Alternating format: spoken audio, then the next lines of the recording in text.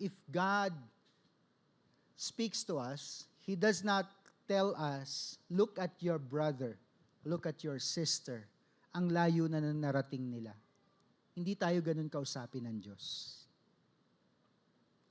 He invites us to take that one step. Usually in the greatest area of our lives where the struggle is the hardest. Take that one step. Philippians 3:12. Not that I have already obtained. See Paul again. All this or have already arrived at my goal. I press on to take hold of that for which Christ Jesus took hold of me. Brothers and sisters, I do not consider myself yet to have taken hold of it, but one thing I do, forgetting what is behind and straining toward what is ahead. I press on toward the goal to win the prize for which God has called me heavenward in Christ Jesus. You don't become mature overnight. Growth happens gradually. Maybe it takes one prayer at a time. One act of obedience at a time. One lesson at a time. One day at a time. But take that one step. The journey may be slow, but you have to know that every step matters.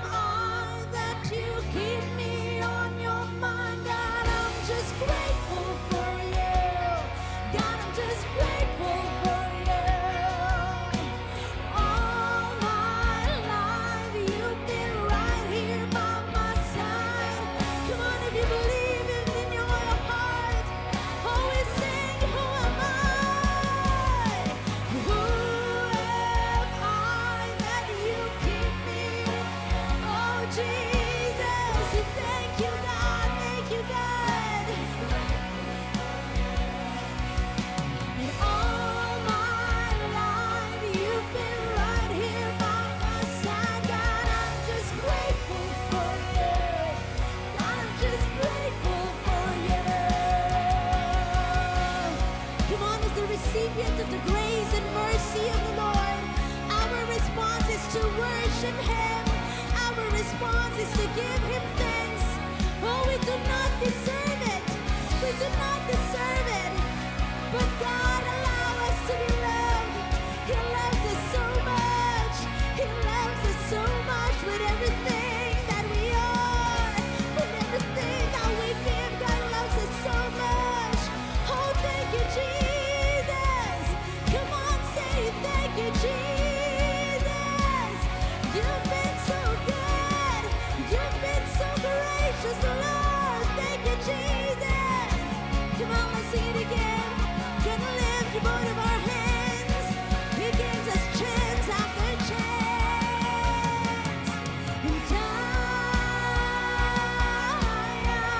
And I'm lifting both of my hands. Thank you, Jesus. And I'm giving all that I am. You give me chance after chance. And I'm lifting both of my hands. You give me chance after chance after chance. And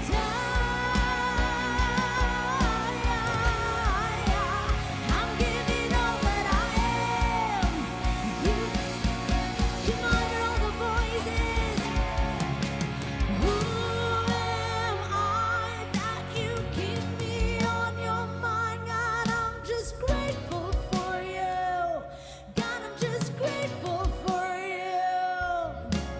All my life you've been right. Oh, come on. Gonna give you thanks. Gonna give you praise here, Lord, yes. Who am I that you keep me on your mind? God, I'm just grateful for you. God, I'm just grateful for you. All my life you've been right here by my side. God, I'm just grateful for you. Oh, we are alive. We're gonna testify. I'm alive and I'm here to testify.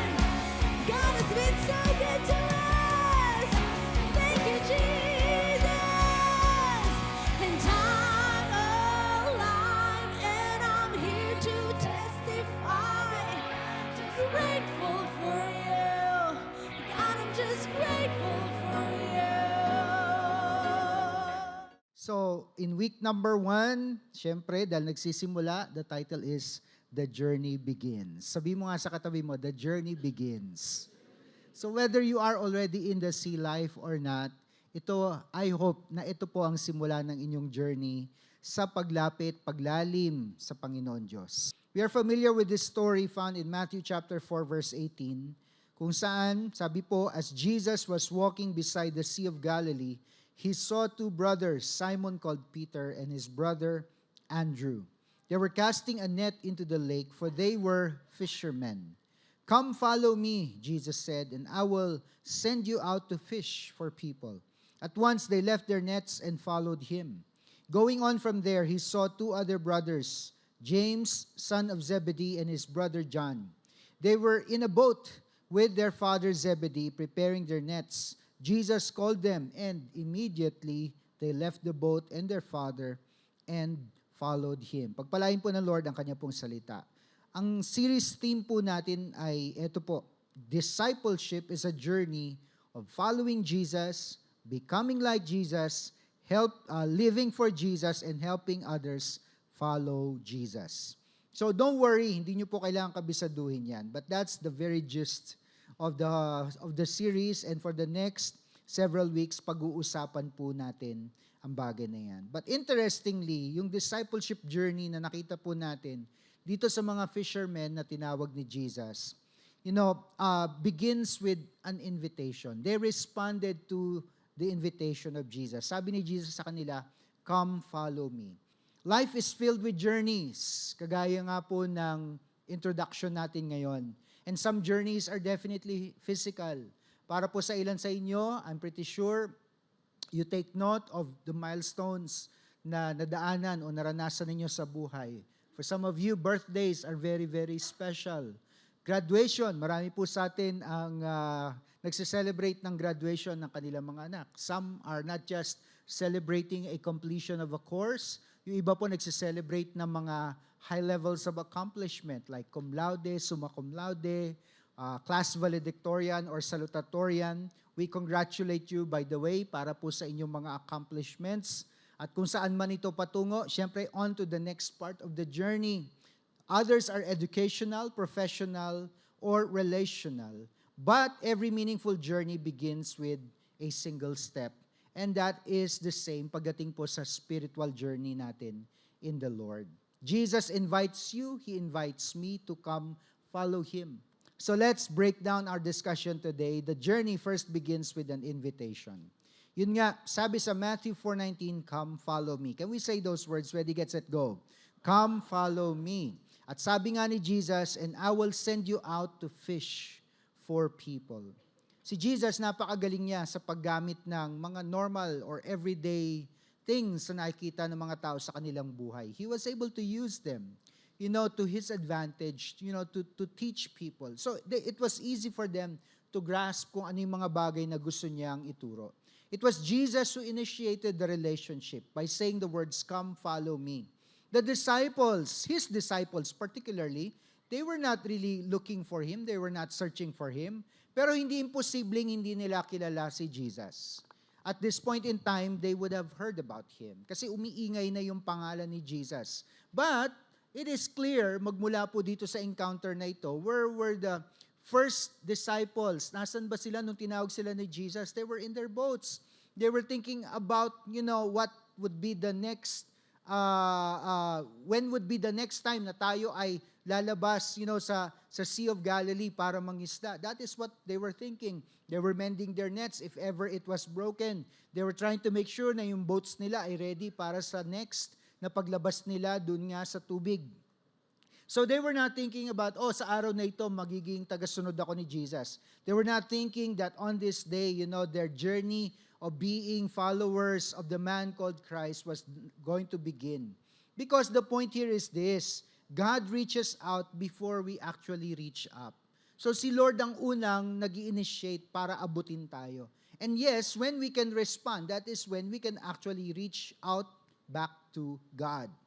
Examples in the Bible, kagaya ni Abraham, kilala natin si Abraham, di po ba?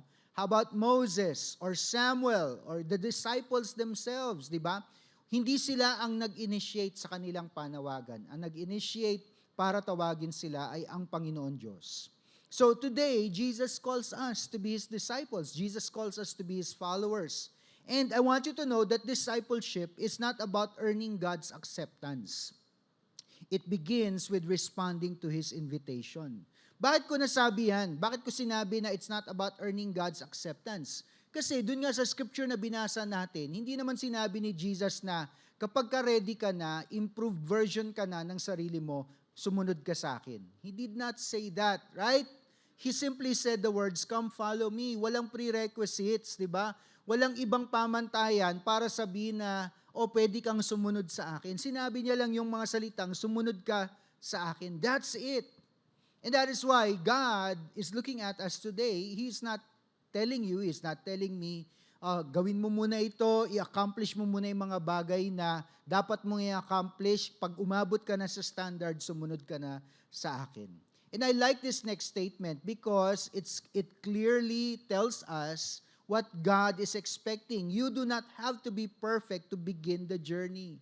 He is not expecting you to be perfect, but He wants you to simply say yes. Sabi mo nga sa katabi mo, say yes to Jesus. Yan lang po, di ba? That's the invitation, come follow me. Hindi niya sinabi na, kailangan maging perfect ka. No, He just says, come follow me. And with that, para po sa akin, alam mo, anybody who feels a pull in their hearts na, sige na nga, di ba? I've been living my life my own way. I've been following my own dreams. I've been plotting my own course. But I think this is now the time para tanggapin ang matagal ng alok sa akin ng Panginoon Diyos na sumunod sa Kanya.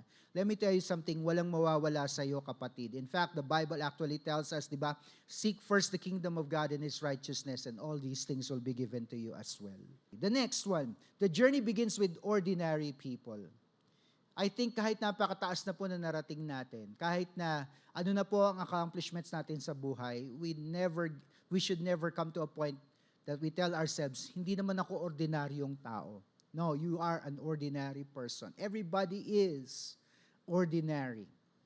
And when I say ordinary, when it comes to God's requirements, actually, sabi nga ng Bible, all have sinned and fallen short of the glory of God. So, paano mo masasabing extraordinary ka kung ang kategory nating lahat ay mga sinners? But praise God, di ba? Purihin ang Panginoon Diyos na kahit na tayo ay makasalanan. The disciples, they were not perfect, they were sinners, but God called them, "Come, follow me." In Matthew 4:18, as Jesus was walking beside the Sea of Galilee, He saw two brothers, Simon called Peter and his brother Andrew. They were casting a net into the lake, for they were fishermen. It's no different from you, di ba? What do you do every day? Do you go to school? Do you go to work? Do you conduct your own business? Jesus, He called fishermen. Kung titignan mo ang pagiging mangingisda, hindi naman napaka-lucrative na trabaho during that time. In fact, if any job was lucrative at that time, it was, being a tax collector. Si Matthew, that was lucrative because maraming ang mga mandurugas na mga tax collector during that time. Kaya nga, for Matthew, to respond, to the calling of becoming a disciple of Christ, that was something else. Pero fishermen, di ba? And Jesus Himself was an ordinary person by the standards of His time. A carpenter, just a carpenter. They were not religious leaders. They were not scholars. They were not influential people. In fact, ang mga scholars, ang mga religious leaders, sila po yung medyo, alam mo yun, if you were one during that time, you were a cut above the rest. If somebody was not ordinary to begin with, the Apostle Paul would be a great example. Bakit? Di ba? Apostle Paul was the student of the great Gamaliel. Di ba?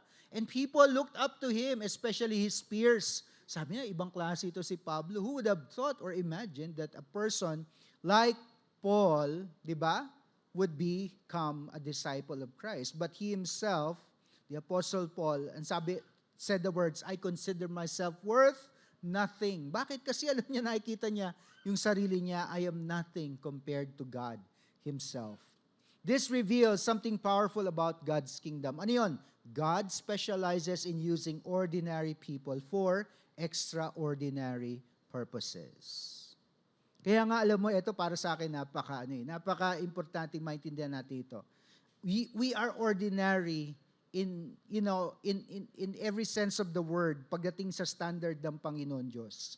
But when an extraordinary God takes an ordinary person, great things happen.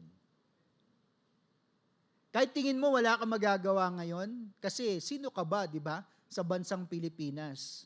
Pero may magagawa kang napakatindi at napaka-powerful. You and I, we are the ones who can actually effect change in this nation. Kaya nga in 1 Corinthians 1:27, God chose the foolish things of the world to shame the wise. God chose the weak things of the world to shame the strong. God chose the lowly things of this world and despised things and the things that are not to nullify the things that are, so that no one may boast before Him. Si Moses, anong ginawa ng Lord sa pamamagitan ni Moses? Inalis ang mga Israelites sa kanilang captivity in Egypt as slaves, di ba? Pinalaya sila ng Lord. Sino ginamit? Si Moses. Anong problema ni Moses? Hindi siya magaling magsalita. Di ba? Uutal-utal siya. Lord, di ako magaling magsalita. Yun ang problema ko. Which is interesting because Moses grows up in the palace. Di ba?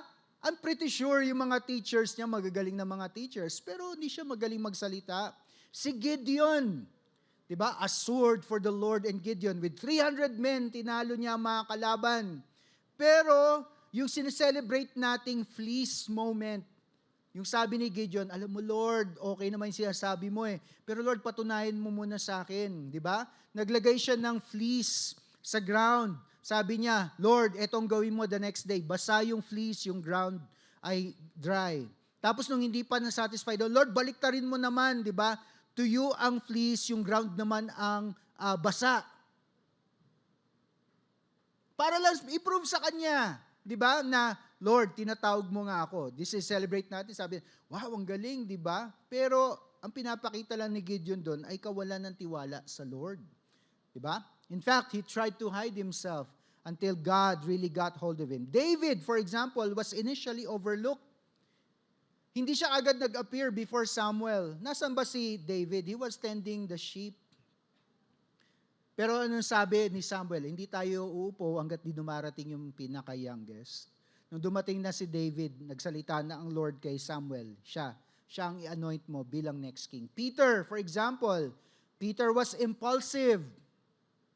Si Peter, di ba, na nagsabi, just to paraphrase some of the things I said, ako Jesus talagang hindi ko iiwanan ng tabi mo. Nandito ako, lalaban para sa'yo. Diba? Peter was the one who takes the sword and cuts off the ear of the servant of the high priest. Pero sino yung nag-deny kay Jesus 3 times? Si Peter din. Matthew, again, we mentioned him. Matthew was a tax collector, despised by people. Ano ba sila? They were not special. They were ordinary, but God called them. The disciples remind us that Jesus is not looking for perfect people. He is simply looking for willing people. Because the power is not in the disciple. Yun ang gustong patunayan ni Jesus eh. He comes as a lowly person born in a manger. Unang sumalubong sa kanya ng mga tao, not heavenly hosts, mga shepherds. Can you imagine that? Later na nga lang yung wise men yung mga magi, later na lang yung dumating, di ba? Maybe it was about 2 or 3 years old nung dumating po yung mga magi. The power is not in the disciple, the power is in the one being followed. That is when you realize na, grabe Lord, sino ba ako para bigyan mo ng ganitong klase ng pabor? Sino ba ako para bigyan mo ng ganitong klase ng blessing? Kung tutuusin, Lord, by your standards, hindi ako po pwede. Pero Lord, salamat. Dahil sa pamamagitan mo, pinapatunayan mo lang na ang kinakailangan lang magmula sa mga kagaya ko ay ang pagsunod. Next, the journey begins with surrender. Somebody say surrender. Sino po familiar dun sa lumang kantang I Surrender All? Taas nga po ang kamay, mga alam yun, I Surrender All. You know, I grew up, in a Christian home, and Pentecostal and tradition. So whenever that song was sung in the church, alam mo yun, talagang iyakan ng mga tao. But you know what? Surrender is more than crying. Kasi baka akala natin na kailangan umiyak para mag-surrender. Hindi po, that's the emotion coming out. Pero hindi ibig sabihin surrendered ka. Matthew 4:20, at once, sabi dito, they left their nets and followed him. That's quite interesting. I can imagine, somebody doing that today, leaving something behind because Jesus says, come follow me. Pero, paano kaya yun? I'm intrigued by that. How could they just simply leave their nets and follow him? Alam mo yun? Definitely, it was not like, a spell came over them. Alam mo yun, parang mga zombie na lang sila na sumunod sila kay Jesus. Hindi ganun eh. They were in their right minds. They were thinking straight. But they left their nets. Sino rito nagtatrabaho? Taas nga po kamay. If you're working, come on, lift up your hands. Put your hands down. If Jesus tells you today, quit your job, go full-time in the church, gagawin mo ba? Don't answer. Isipin mo lang yung tanong ko. Some of you are business people. If God said this, lahat ng kikitain mo this year, magtabi ka lang ng sapat para sa'yo. The rest of it, ibigay mo sa simbahan. Gagawin mo ba? Don't answer me. Just think about it. Para iba sa inyo, nag-iisip, magpapasok ka na, ano kayang course ang kukunin ko? Pag sinabi na Lord, pumasok ka sa Bible school, kalimutan mo na muna yung dream na course mo kasi ito talaga ang purpose ko para sa'yo. Gagawin mo ba? These are difficult questions to answer. Diba? Tama ba ako? If you have a plan right now and you're about to execute that plan, pag sinabi ba ng Panginoon Diyos, wag mo na anak ha, may papagawa mo na ako sa iyo ngayon. Pwede bang i-hold off mo muna yung pag-execute ng plano na yan? Give 1 year of your time in serving me. Gagawin mo ba? These are difficult questions. Ito po yung hinarap ng mga disciples during that time. But they surrendered. They left everything. That is what the Bible tells us. You know what? Following Jesus always requires leaving something behind. You can't follow Jesus and still bring your baggage with you.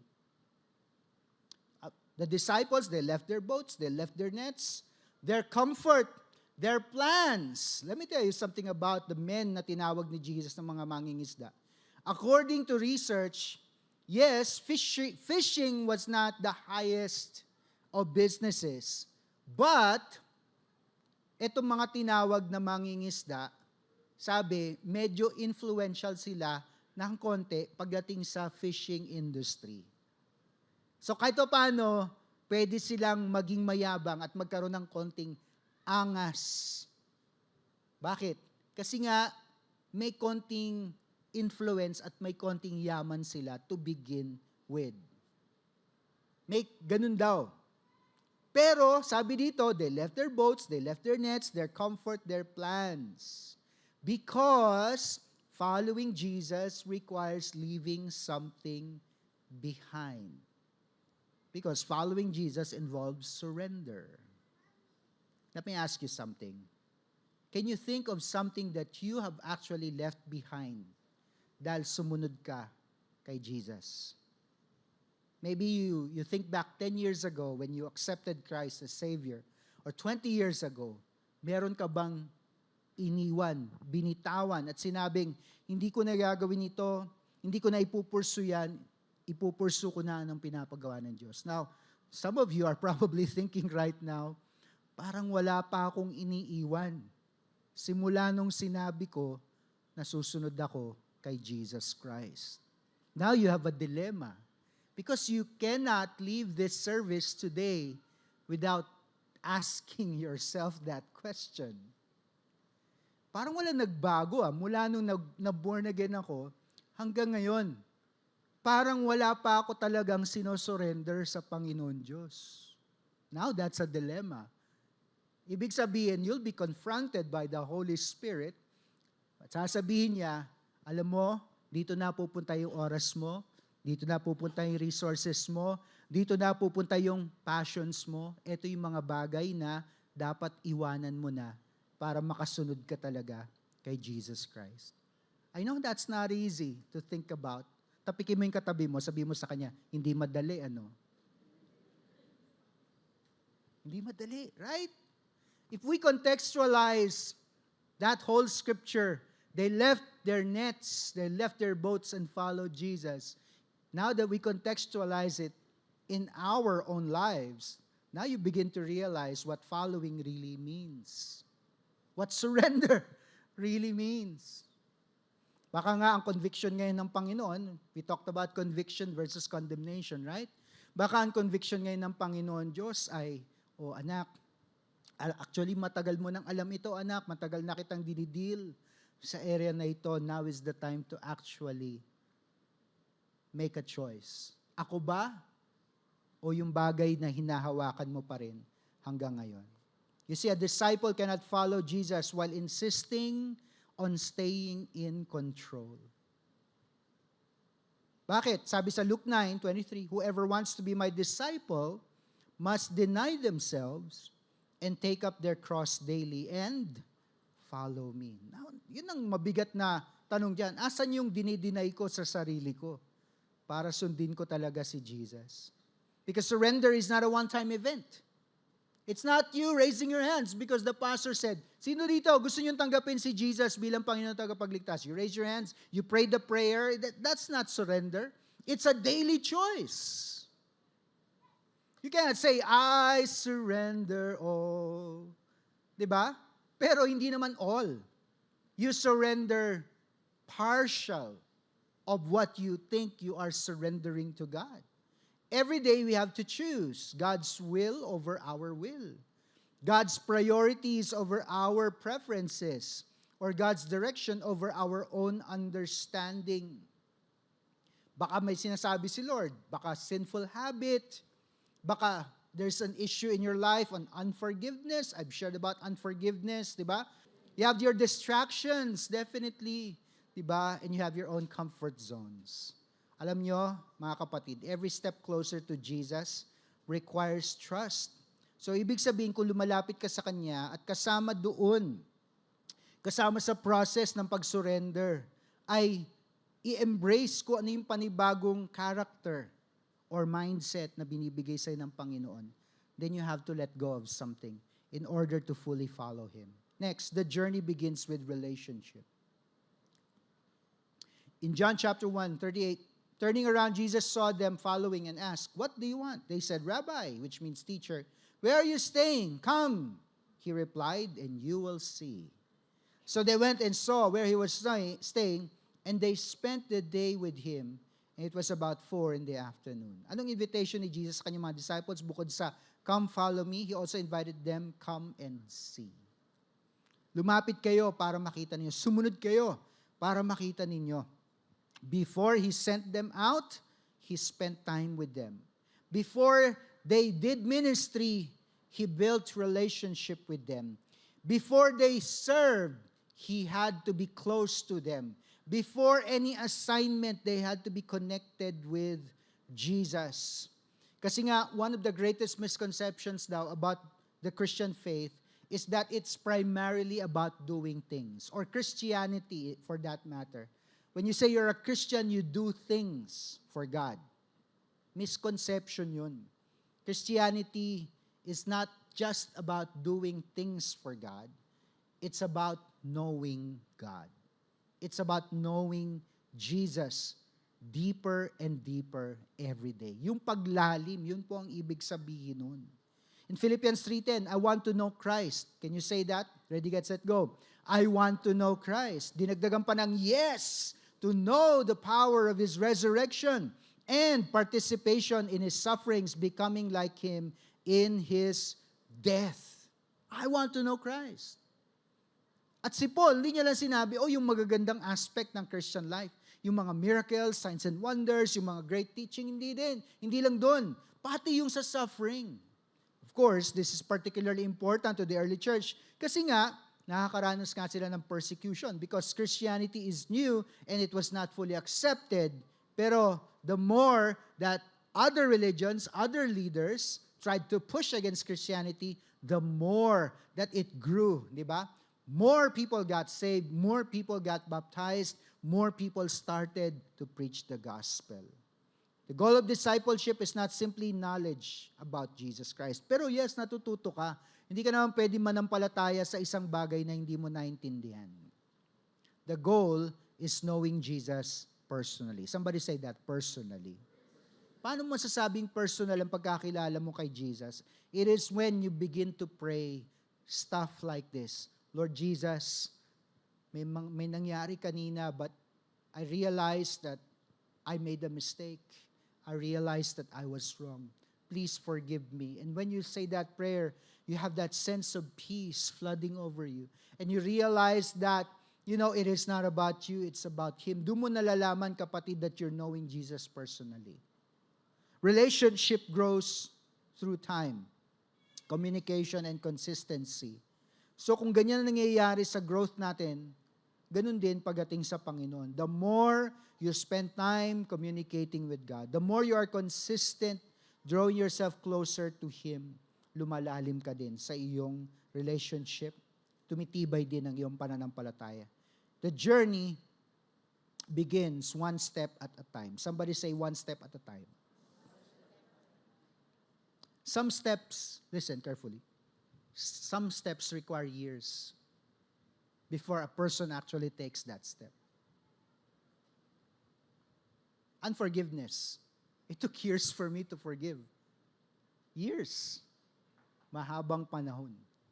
That's why if God speaks to us, He does not tell us, look at your brother, look at your sister, ang layo na narating nila.